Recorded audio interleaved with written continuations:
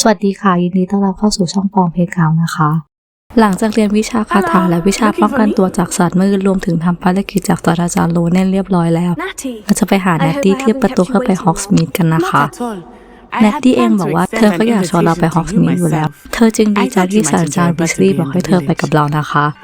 ตอนนี้เราก็ตามแนตตี้ไปเรื่อยๆได้เลยค่ะระหว่างทางเราก็สามารถใช้เลวิเลโอสำรวจได้ซึ่งบางครั้งเราก็จะเห็นของที่เราสามารถเก็บได้นะคะโดยแนตตี้จะชี้ให้เราดูแมลงเลสปิงฟลายซึ่งเธอบอกว่าเราสามารถต้มมันเพื่อใช้ในการปลูกยาได้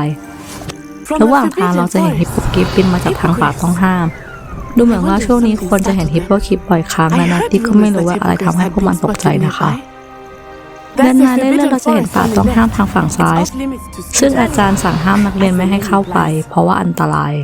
จริงๆแล้วเราจะเก็บของทั้งหมดที่เห็นก็ได้แต่ระวังถ้าเราเดินไกลเกินไปจะมีคำเตือนแจ้งว่าเราทิ้งแนตตี้ดังนั้นเราต้องรีบวิ่งกลับมานะคะเดินอีกสักพักก็จะพบกับมิสเตอร์มุงพาลงของฮอกวอตส์เขาบอกว่าเราทั้งสองคนวิ่งกลับไปโรงเรียนเพราะมีอะไรบางอย่างที่มีตาใหญ่มโหฬารน่ากลัวเมื่อแนตตี้ถามว่าคืออะไรเขาจะบอกว่าเดมิไกด์เธอเชื่อว่าเขาน่าจะเมาเสียมากกว่าแต่เธอก็ไม่เคยเห็นเขาเป็นแบบนี้มาก่อนในที่สุดเราก็มาถึงฮอกสมิธ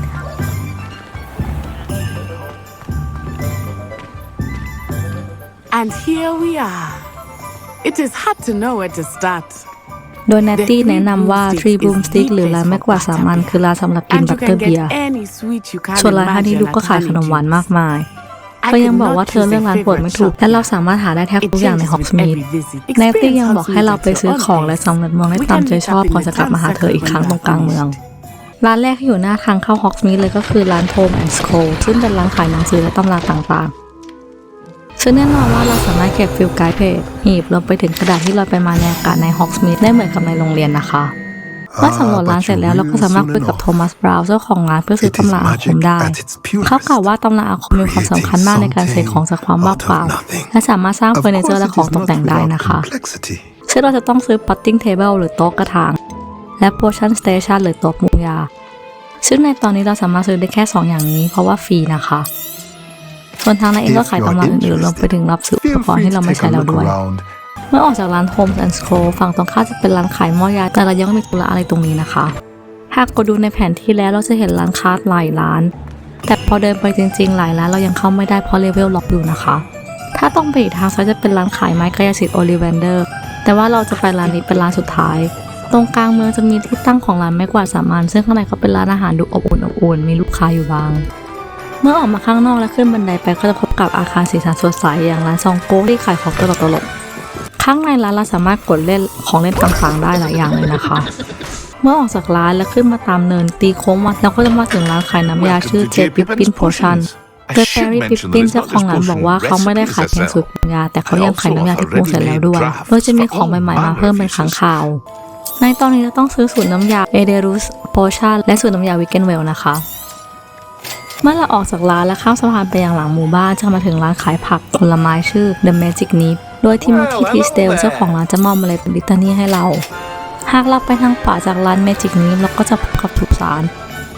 ซึ่งถ้าเราไปทางเรื่อยๆเราก็จะพบกับบันไดไปบ้านล้าง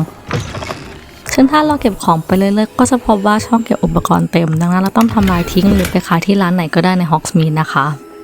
ถ้าเราลงมาจากบ้านล้างแล้วไปต่ออีกทางซ้ายเราก็จะพบกับบันไดไปยังร้าน Dogweed and Dead Cap ซึ่งเป็นร้านขายสมุนไพรและดอกไม้ซึ่งตอนนี้เรายังไม่ต้องซื้ออะไรจากที่นี่แต่เราก็สามารถขายอุปกรณ์ทิ้งเพื่อเคลียร์พื้นที่ได้ข้ามสะพานกลับมาที่หมู่บ้านอีกครั้งจะพบกับร้าน The Wish and Bang ร้านซ่อมของเล็กๆที่มีพื้นที่ติดกับ Glad Rack Blizzard Wear ซึ่งเป็นร้านขายเสื้อผ้าเมื่อออกจากร้านอีกฝั่งหนึ่งเราจะอยู่ตรงกลางเมืองและเห็นแนตตี้ยืนอยู่แต่เรายังซื้อของไม่เสร็จงั้นเราไปทำธุระกันต่อเลยนะคะบริเวณนั้นจะมีร้านสีฟ้าๆซึ่งเป็นร้านขายเครื่องเขียนร้านนี้แมวเต็มไปหมดเลยสงสัยเจ้าของจะเป็นทาสแมวละมั้งแล้วตอนนี้ยังมีร้านน้ำชาให้ตกแต่งดูน่ารักเลยกลับมาทางเข้ามาอีกหน่อยก็จะมีร้านดนตรีดูเหมือนว่าเรายังไม่ได้ไปแถว The Hog Head หรือร้านหัวหมูเราก็เลยตัดสินใจลองแวะไปดูซึ่งเป็นฟิลร้านอาหารเล็กๆหลังร้านมีรูปปั้นอะไรไม่รู้แต่ขึ้นเป็นสีฟ้าๆเวลาไล่เลวิโอแต่เราจะผ่านไปก่อนนะคะวันนี้คิดว่าสำรวจได้ค่อนข้างทั่วแล้วเราจะไปร้านโอลิเวนเดอร์กันนะคะโดยเกอร์เบิลโอลิเวนเดอร์เจ้าของร้านจะต้อนรับและหาไม้กายสิทธิ์ที่เหมาะสมกับเราให้ซึ่งแน่นอนว่ามาให้เราลองตอนแรกจะไม่เวิร์ก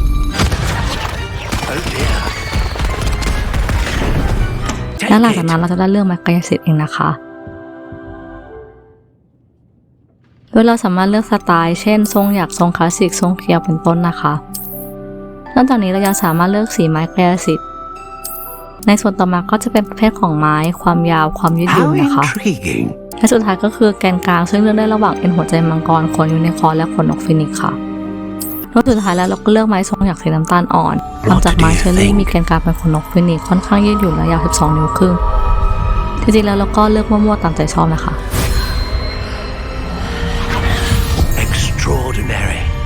ระหว่างทางกลับมาหาเนตตี้เราเหลือเพียงสะพานเลยลองขึ้นไปบนนั้นดูและเจอร้านทำผมของมาดามสเนลลิงซึ่งร้านนี้เราสามารถเปลี่ยนรูปลักษณ์ของเราได้นะคะเมื่อเรากลับไปหาเนตตี้อีกครั้งเธอจะชวนเราไปเดินเล่นต่อแต่ทันใดนั้นก็จะมีเสียงโคมคำดังขึ้นและโทก็ปรากฏตัวขึ้นในฮอกสมีธเจ้าหน้าที่ซิงเกอร์และพวกมันได้มาคนอื่นๆพยายามล่อโทออกไปนอกหมู่บ้าน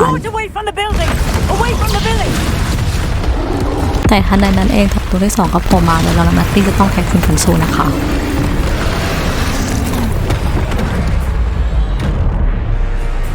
เวลาเห็นอาคมแดงๆรอบตัวเราแสดงว่าเราใกล้จะโดนโจมตีดังนั้นอย่าลืมม้วนตัวหลบและถ้าสู้ไปเรื่อยๆเราจะเห็นปุ่ม R1 ซึ่งเราสามารถพาถังไฟโทได้นะคะเมื่อพลังชีวิตของโทต่ำมากพอเราจะสามารถปลุกเวทมนต์โบราณโดยกด L1 และ R1 พร้อมกันซึ่งเราจะสามารถเอาชนะโทได้ในที่สุดเจ้าหน้าที่ซิงเกิลชมว่าเรามีความกล้าและอาจจะเป็นมือปราบมารได้และหากเราไม่ได้รับบาดเจ็บเธอขอให้เราช่วยจัดแจงของให้กลับมาเป็นสภาพเดิมในตอนนี้เจ้าของร้านเสื้อผ้าจะขอความช่วยเหลือบางอย่างแนตตี้เลยไปหาที่ร้านจนเราก็ต้องใช้คาถาเลพาโลส้มผอม7อย่างเอาบุกเมืองเมื่อเสร็จแล้วก็ตามไปที่ร้านด้วยอีกคนโดยออกัสตันฮิลเจ้าของร้านจะมอบเสื้อคลุมให้เราชุดหนึ่งเป็นรางวัลตอนนี้เนตตี้ชวนเราไปดื่มบัตเตอร์เบียร์เพื่อเป็นการฉลองหลังชนะโทรระหว่างทางเดินไปร้านไม่กว่า3 อันเราจะเห็นแลนด์ล็อกซึ่งโกรธมากที่วิกเตอร์ล็อกวูดไม่สามารถจับนักเรียนอย่างเราได้ถึงแม้เขาจะส่งโทรมาช่วยรอแล้วล็อกวูดเองก็ไม่พอใจเพราะโทรของแลนด์ล็อกถูกปรับได้อย่างง่ายดายและสงสัยว่านักเรียนอย่างเราคือใครกันเราทั้ง2 คนรีบออกจากตรงนั้นแล้ววิ่งไปยังร้านไม่กว่า3 อันเซโลน่าเจ้าของร้านเลี้ยงลัตเตอร์เรียเราและบอกว่าโทรโจมตีฮอกสมีธนั้นไม่ปกติแค่นั้นเองเราก็คงมาที่ร้านแล้วจะคุยกับเราแต่เซโลน่าและคนอื่นในร้านไม่ยอมเนตตี้เองก็อยากรู้เหมือนกันว่าเกิดอะไรขึ้นแต่เรายังไม่สามารถบอกเธอได้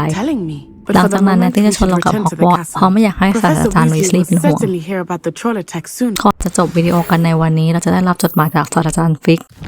โดยเขาจะให้เราไปหาเพราะเขาค้นอะไรบางอย่างจากล็อกเกตที่เราเจอในธนาคารกิงก่อนดังนั้นเราก็ขอจบวิดีโอที่ตรงนี้และตอนหน้าเราจะไปหาฟิกกันนะคะยังไงก็พบกันใหม่ในตอนหน้าขอบคุณที่รับชมวิดีโอนะคะขอบคุณค่ะ